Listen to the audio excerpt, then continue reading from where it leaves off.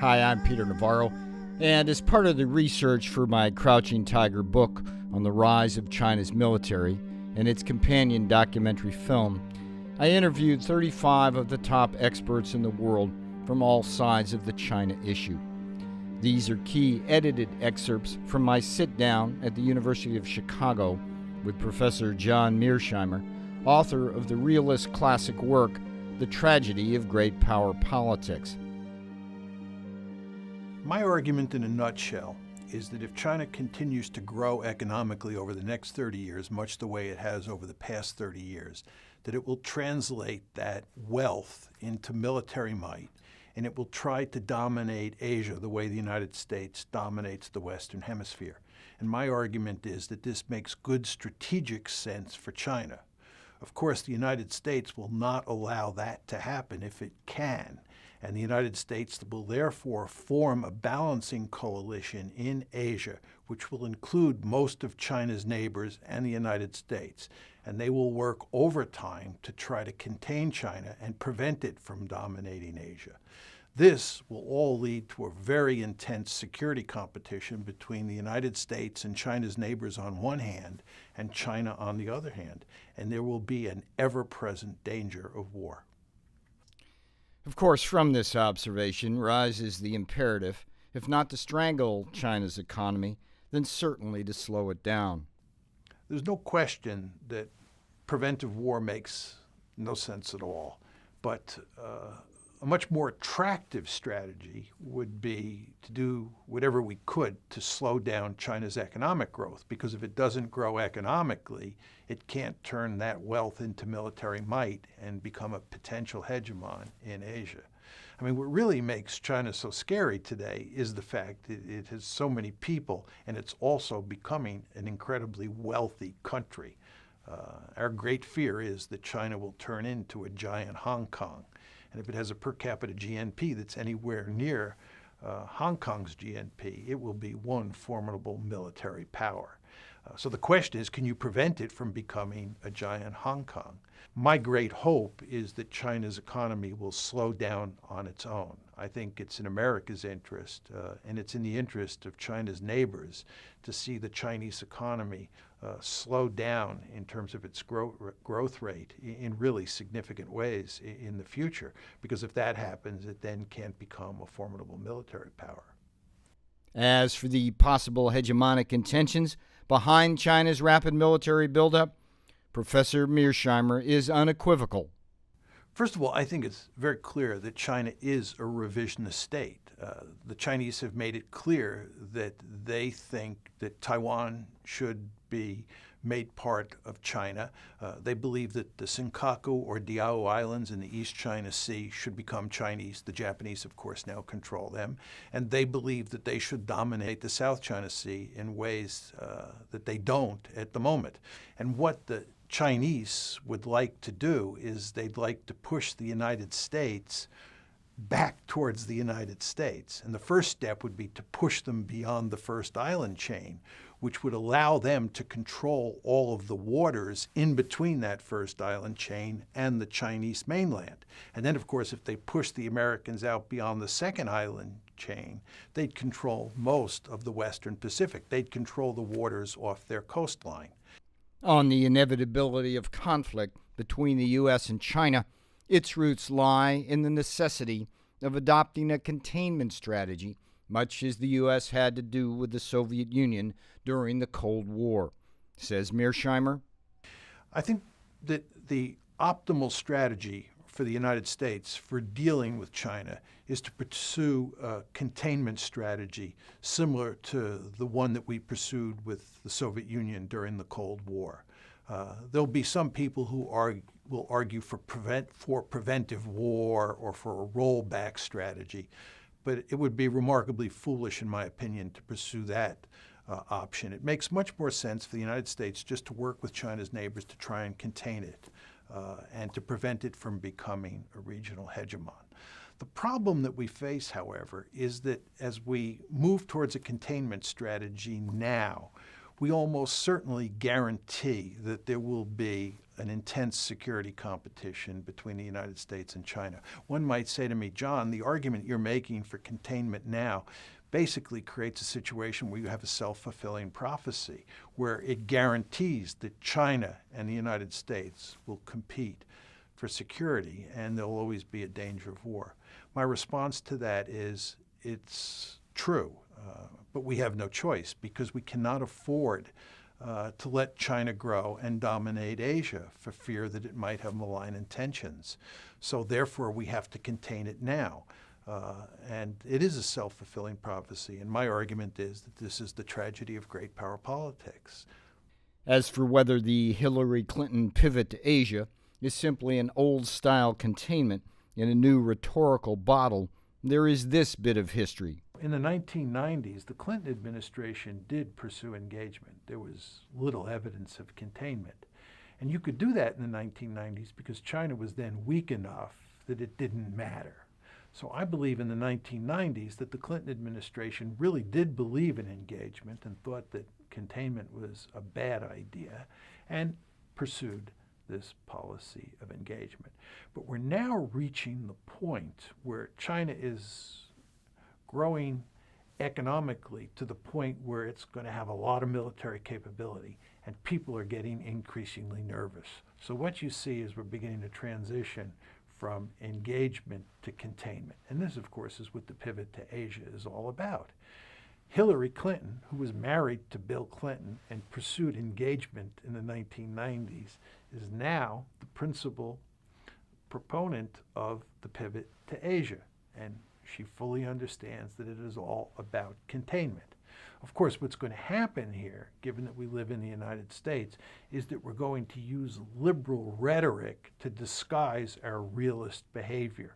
So we will go to great lengths not to talk in terms of containment, even though we're engaged in containment, and even though the Chinese know full well that we're trying to contain them. But for our own sake and for our public, we will talk in much more liberal terms. So it's liberal ideology disguising realist behavior. As for the idea that economic engagement itself is a viable peace strategy, Professor Mearsheimer sees this as decidedly counter-historical. Many people find it hard to believe that countries that engage in security competition also continue to trade with each other economically. But if you look at Europe before World War I, and indeed if you look at Europe before World War II, what you see is that there was a great deal of economic interdependence on the continent and with Britain before both world wars. So I believe that if China continues to grow economically, there will still be much economic intercourse between China and its neighbors and China and the United States. And I still think that you will have a lot of potential for trouble between these two countries. And don't forget, even though you had all this economic intercourse before World War I and World War II, you still got World War I and you still got World War II. If you look at Europe before World War I, there were extremely high levels of economic interdependence between Germany and virtually all of its neighbors. Certainly between Germany and Russia, Germany and France, and Germany and Britain. These were the main players. And despite this economic interdependence, these high levels of economic interdependence, you still got World War I. Another example would be the period before World War II. The Germans invaded the Soviet Union on June 22nd, 1941. And for the previous 2 years, Germany and the Soviet Union, this is Nazi Germany and Stalin's the Soviet Union, had been close allies in Europe. In fact, in September of 1939, they had invaded Poland together and divided it up. So there was a great deal of economic intercourse between Nazi Germany and the Soviet Union between 1939 and 22 June 1941.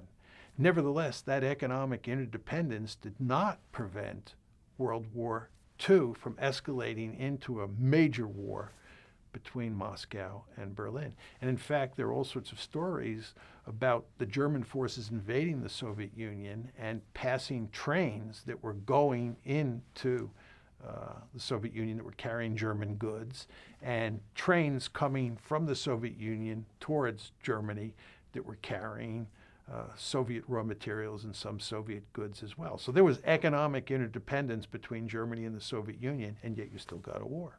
Closely related to the argument that economic engagement will prevent war between the U.S. and China is the economic interdependence argument. In Professor Mearsheimer's world, that's a dangerous gamble because politics and nationalism can often trump economics. I've talked about the fact that I think China cannot rise peacefully probably 100 times. And the argument that is used against me most often is clearly the economic interdependence argument. And it goes like this. The United States and China and its neighbors are all hooked on capitalism. And everybody is getting rich in this world of great economic interdependence. And nobody in their right mind would start a war because you would in effect be killing the goose that lays the golden egg. So that what is happening here is that economic interdependence has created a situation where it's a firm basis for peace. I think this is wrong. Let me explain. I think there's no doubt that there are going to be certain circumstances where economic interdependence will be enough to tip the balance in favor of peace.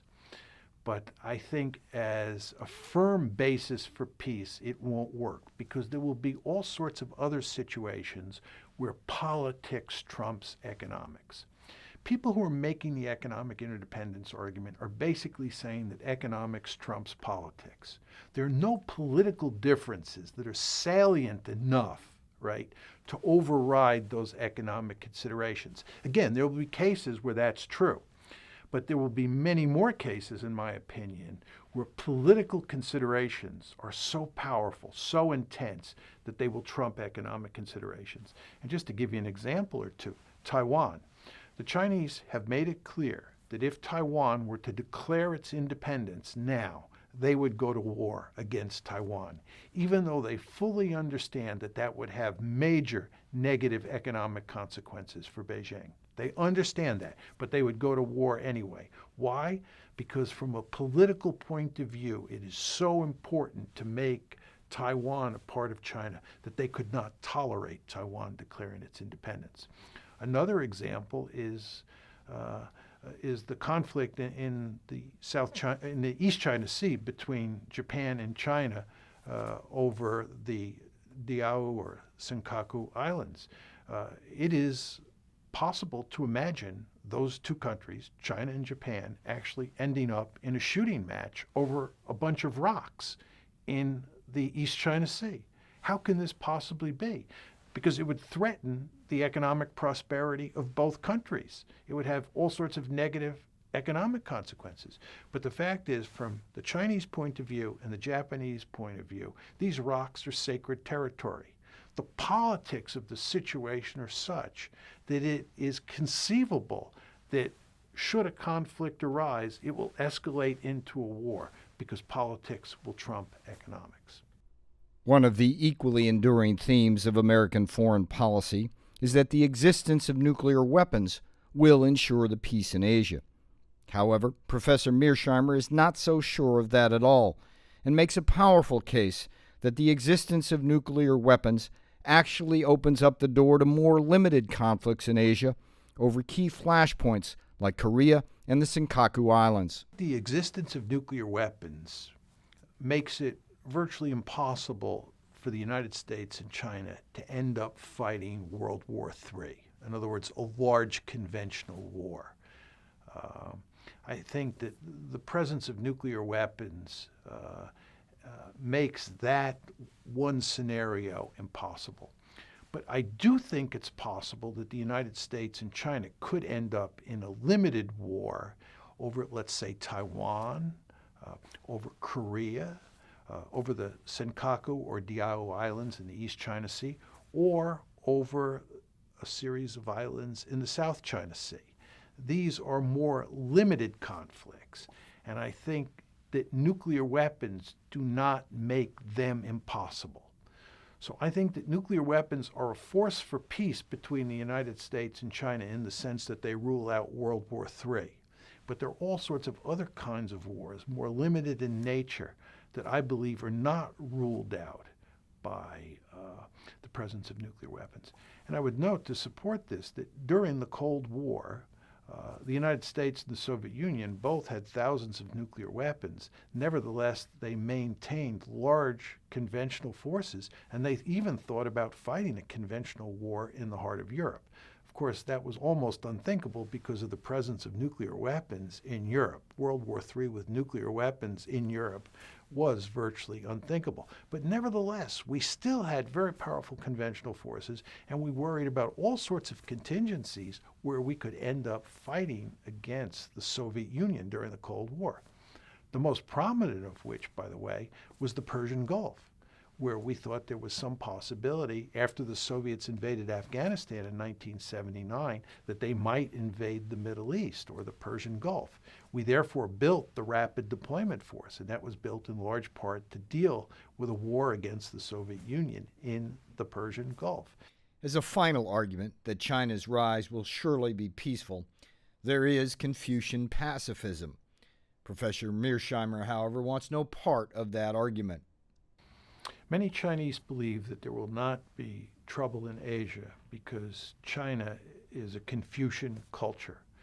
This is what I call the Confucian pacifism argument. And the argument is that China has historically not behaved in an aggressive way towards its neighbors.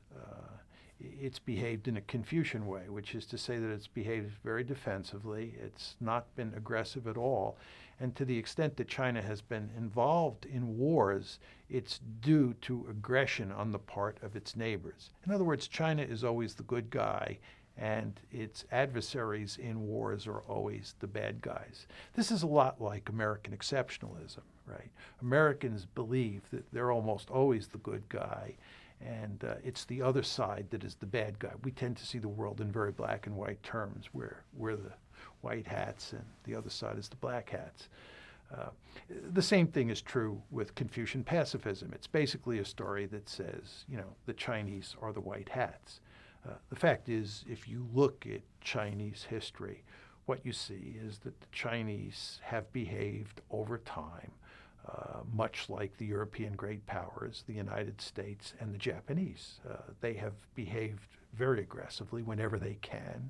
And when they have not behaved aggressively, it's largely because they didn't have the military capability to behave aggressively. But the idea that China is a country that has not acted according to the dictates of realpolitik and has always been the victim, not the victimizer, is clearly contradicted by the historical record. China is like everybody else. As hard as Professor Mearsheimer is on China's hegemonic intentions, he is equally critical of an American pattern of aggression that has, in his view, helped give rise to China's own increasingly militaristic behavior. Many Americans think that because the United States is a democracy and it is a hegemon, that it is a benign hegemon.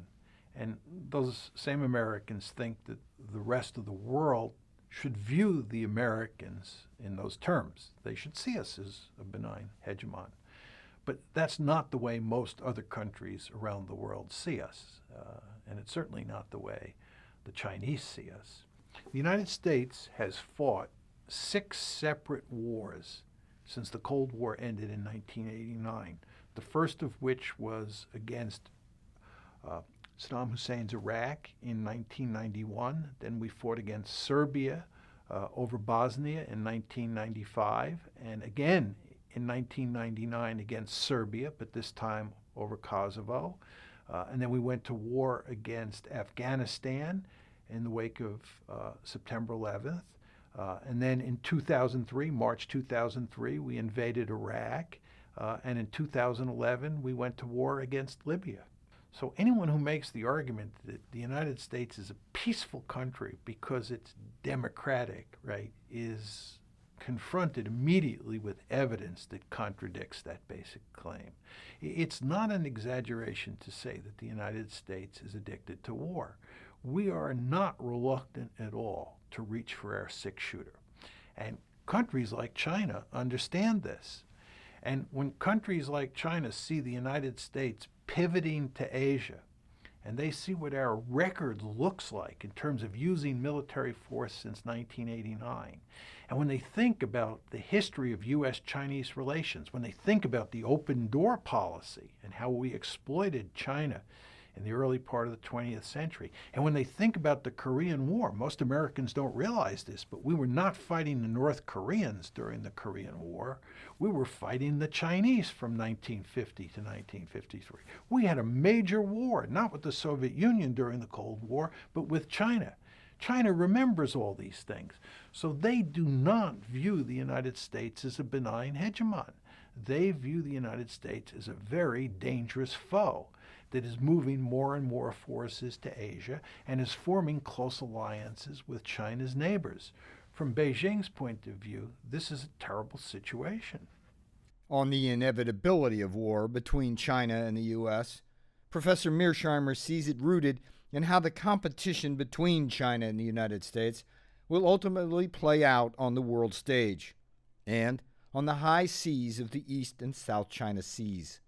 So one of the really interesting questions here is, what is the competition between China and the United States going to look like? First of all, I think there's going to be a serious arms race. I think that the Chinese will spend increasing amounts of money on defense, and they will build more and better military capability. At the same time, the United States is going to increase defense spending, and it's going to send more and more of its military assets to Asia than it has in the past, because the United States is going to be bent on containing China. And this will lead to an arms race. The Chinese will try and best us, and we will try and best them, much the way the United States and the Soviet Union did during the Cold War. I think it's almost for sure you'll have crises. You'll have crises, in the South China Sea and the East China Sea. I wouldn't be surprised if you had a crisis on the Korean Peninsula that threatened to bring the United States and China into the fray. It would be a very dangerous situation. So I think in addition to arms races, you'll have crises. And then, of course, you'll have the ever-present danger that those crises will escalate to wars. And given the geography of Asia, it is possible that you could have a war between the United States and China. Just to give you one example, if a conflict were to break out between Japan and China over the Diaoyu or Senkaku Islands, the United States would almost certainly come in on the side of Japan. And it's possible to imagine shooting starting in that situation, because you're talking about a war that would be fought at sea and where there would be no need to use nuclear weapons. Right? This is not like a war on the Central Front during the Cold War, where the United States and the Soviet Union, were they to fight, would end up fighting World War III with nuclear weapons. Because that possible scenario was so horrific, it was extremely unlikely. We're talking about fighting a war over a series of rocks out in the East China Sea. It's easy to imagine such a war starting. It's easy to imagine North Korea collapsing and a conflict breaking out between North and South Korea that pulls the United States and the Chinese in. It's easy to imagine a war being fought over Taiwan and the United States coming in on the side of Taiwan, presenting a situation where the United States and China are fighting each other. So you have a handful of potential scenarios where the United States and China could end up shooting at each other. Against the backdrop of these rapidly rising tensions in the Asia-Pacific, Professor Mearsheimer offers some serious advice to a China that he sees badly misplaying its strategic hand of late. Where the Chinese have gone wrong, in my opinion, is they have overreacted in almost every case. And as a consequence, they have scared their neighbors and they have scared the United States. The Chinese argue that it's imperative in these crises to lay down markers and to make it clear where China stands on the conflict or the dispute in question. And I understand that, but they do it in ways that seem very aggressive in tone or aggressive in nature, and they end up scaring people, and that's not smart. Now, some people might say a lot of countries have pursued hegemony in the past, and they have ended up destroying themselves. Look at what happened to Imperial Germany. Look at what happened to Imperial Japan. Look at what happened to Nazi Germany. Look at what happened to the Athenians. Now, there's no question that in the past, countries have pursued hegemony and have ended up getting destroyed in the process. What subsequent countries do, looking back, is say to themselves, we're going to be much smarter the next time. We're going to pull it off. We're going to be like the United States. Just take China, for example. The Chinese understand full well what happened to Imperial Germany, what happened to the Soviet Union. And the Chinese do not want to end up committing suicide, right? So what the Chinese are doing is thinking about how to maximize their power in smart and sophisticated ways. So my argument would be that given the tragedy of great power politics, they will pursue regional hegemony. They will try to push the Americans out of Asia. They will try to dominate Asia. And they will try to do it smartly. Whether they're successful or not is another matter. Finally, Professor Mearsheimer offers a firm rebuttal to the case for American isolationism. It is a rebuttal firmly rooted in his theory of great power politics that says an American retreat would only invite an unwelcome Chinese advance. The case for isolationism is not to be underestimated. It's why the interventionist foreign policy establishment goes to such great lengths to discredit it, because the logic is so powerful. Roosevelt had a devil of a time defeating isolationism. It wasn't until Pearl Harbor that it was defeated. And the reason is it's just such an attractive ideology. One might argue that what the United States should do if China continues to rise is that we should retreat to Hawaii or retreat to the continental United States, and we should pursue an isolationist strategy. And the argument here would be that it doesn't really matter whether China dominates Asia because it can't get at the United States anyway. This is actually a very powerful argument. If you think about it, we're separated from China as we're separated from Europe by two giant moats. The Chinese would have to come 6,000 miles across the Pacific Ocean to get to California. There's not going to be an amphibious operation that's 6,000 miles long across the Pacific Ocean. So not only do we have these oceans, we also have thousands of nuclear warheads, which are the ultimate deterrent. Furthermore, we dominate the Western Hemisphere. So the United States is an incredibly secure country, and one can make a quite persuasive argument that even if China dominates Asia, it's not going to affect the United States in any meaningful way. My view is that there's one powerful counter to that argument, and it's the main argument against isolationism. And it says that if China dominates all of Asia, if it's a regional hegemon, it is then free to roam around the world, much the way the United States as a regional hegemon is free to roam around the world. Most Americans don't think about this, but the reason that the United States is wandering all over God's little green acre, sticking its nose in everybody's business, is because we are free to roam. We have no threats in the Western Hemisphere that pin us down. Now, if China is free to roam because it's a potential hegemon, it can roam into the Western Hemisphere. It can develop friendly relations with a country like Brazil or a country like Mexico. It could put a naval base in Brazil, much the way the Soviets were putting troops in Cuba, right? So what the United States fears about China dominating Asia is the possibility that it will not invade the United States, but that it will move into the Western Hemisphere, form a close alliance with a country like Brazil or Cuba or Mexico, and become a threat to the United States from inside the hemisphere.